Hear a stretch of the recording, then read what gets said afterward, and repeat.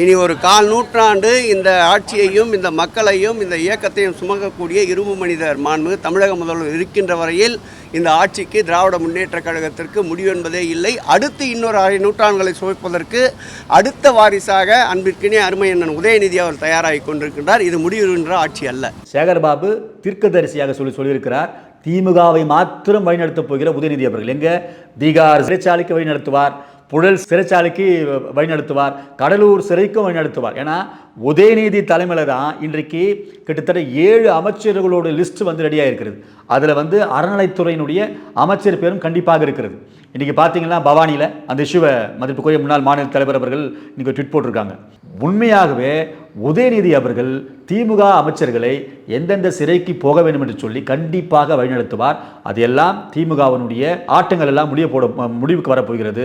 தயவு செய்து கொஞ்சம் பக்கத்தில் போயிட்டு அந்த தூய்மை பணியாளர் கொஞ்சம் பார்க்க சொல்லுங்கள். அண்ணன் சேகர்பாபு அவர்கள் இன்றைக்கி வந்து தூய்மை பணியாளர்களுடைய நாங்கள் ஆட்சிக்கு வந்தால் தூய்மை பணியாளர்களை வந்து நாங்கள் நிரந்தரமாக வேலைக்கு வந்து அமர்த்துவோம்னு சொல்லி இந்த திமுக வந்து ஒரு பொய்யான வாக்குறுதியை கொடுத்து தான் அவங்கள வந்து ஓட்டு போட வச்சிச்சு. அந்த வகையில் தான் இன்றைக்கி ஆட்சி முடிய போகுது. கடலில் இறங்கி, ஏன்னா ஜல்லிக்கட்டுக்கு கூட இந்த மக்கள் கடலில் இறங்கலை, மணலில் தான் போராட்டம் நடந்துச்சு. ஆனால் இந்த தூய்மை பணியாளர்கள் கடலிலையும் மரத்துலையும் இப்போ போக போனால் நெருப்பில் கூட போராட்டம் வந்து நடத்துவாங்க பொழுது. இன்றைக்கி காலையில் ரிப்பன் பில்டிங் வாசலில் எங்கே திரும்பி வந்து முற்றுகையிட போகிறாங்கன்னு சொல்லி அங்கேயே வந்து போலீஸ் ப்ரொடக்ஷனில் போட்டிருக்கிறேன். அவங்கள கூப்பிட்டு பேசுறதுக்கு உங்களுக்கு என்னங்க வந்துச்சு? உண்மையாக சொல்கிறேன், எல்லா படத்தையும் பார்க்குறானுங்க இந்த கூட்டணி கட்சி தலைவர். வேலை வெட்டியில் தான் படத்தை பார்ப்பான் தெரியுங்களா? இவங்களுக்கு வேலையில பழகுது. எல்லா படத்தையும் பார்த்து ரிவ்யூ கொடுக்குறாங்க.